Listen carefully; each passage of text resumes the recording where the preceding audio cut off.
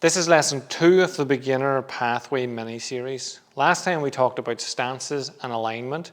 Today we're going to talk about breathing and energy awareness. You'll see how breath and energy awareness brings your movement to life. The first breathing that you want to get is your standing belly breathing. So we start off on our upper horse stance. If you haven't already watched, go back and watch the first video to teach you how to get into upper horse stance. So once we're in upper horse stance, we're trying to breathe with our full lung.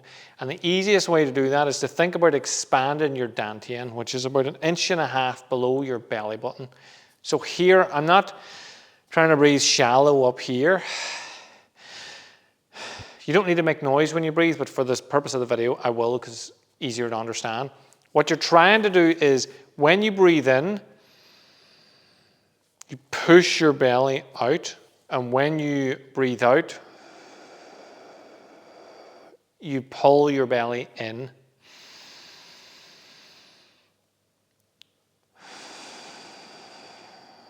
So sideways, that would look like this.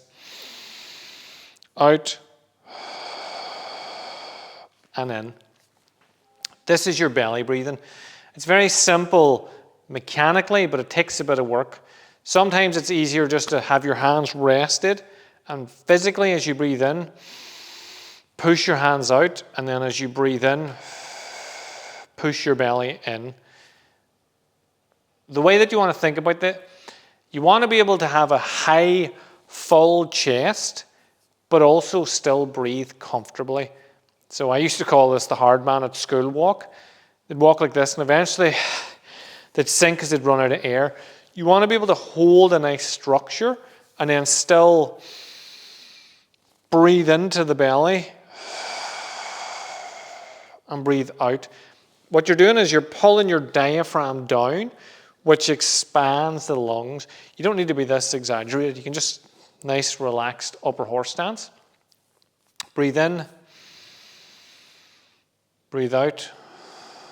So just do 5 breaths like that. I'm just going to do it now. I'm going to shut up as I do it. But try to focus on pulling the energy into the dantian, pulling the grounding into the ground and pushing the belly out and pulling the belly in. So just do 5 breaths, nice and relaxed.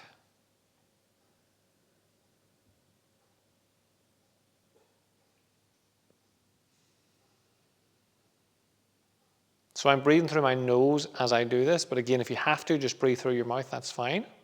You don't need to make noise, you can if you want.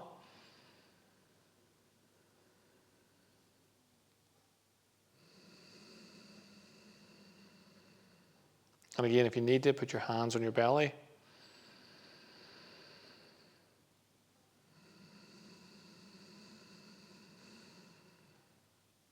All the time staying in your upper horse stance, keeping the 9 gates engaged.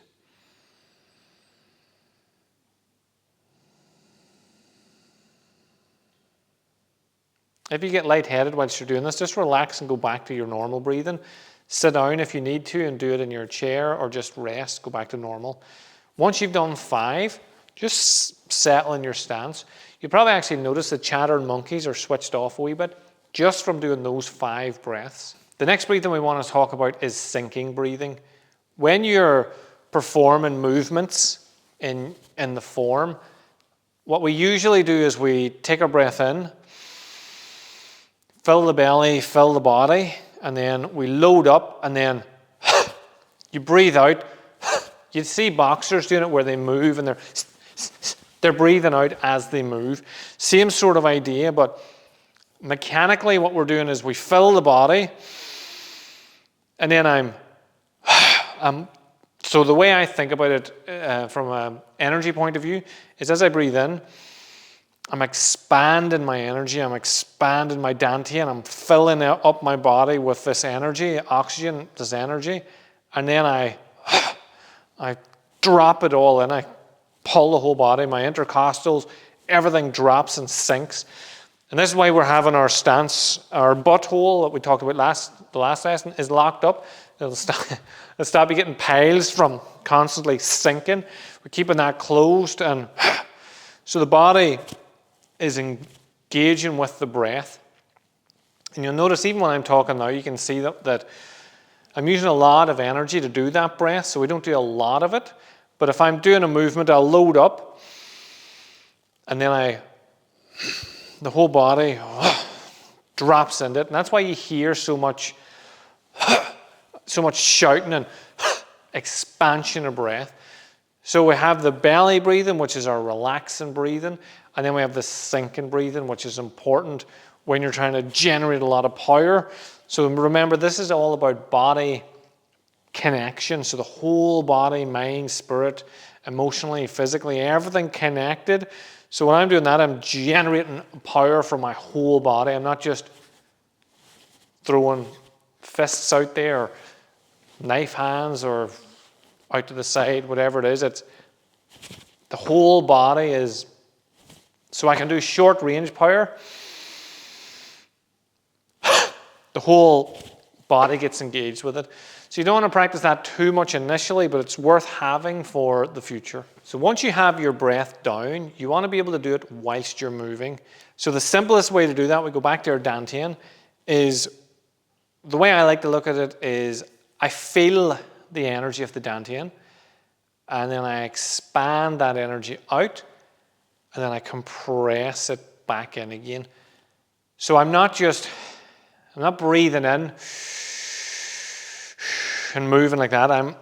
My body is moving with the breath. So as I breathe in,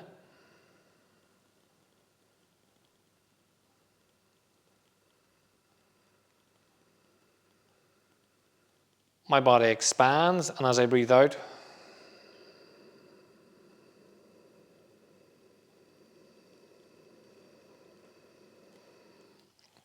it contracts. So again, I'm engaged in my body. My stance is alive. I'm not just locked here. I'm open, so I could really expand and really compress as I get used to it. You're opening up. So the tiger and crane art, the crane side of it is there's a lot of movement. The tiger would be more compact and strength-based. And then the crane style is there's more fluidity to it. So I can do this in a nice controlled manner like this, or I can engage my whole body. But initially it's just easier to learn it here. You breathe in. As you expand, and you breathe out as you pull in. So that's just a simple movement that you can do. And over time you can move up and down as you move.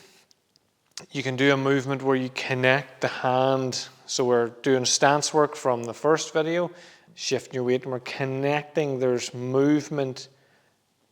The body connection is there because your awareness of your stance and your control of your breathing and awareness of the breathing is connected. Keep practicing your stances with mindful breathing so your body can move with ease and power.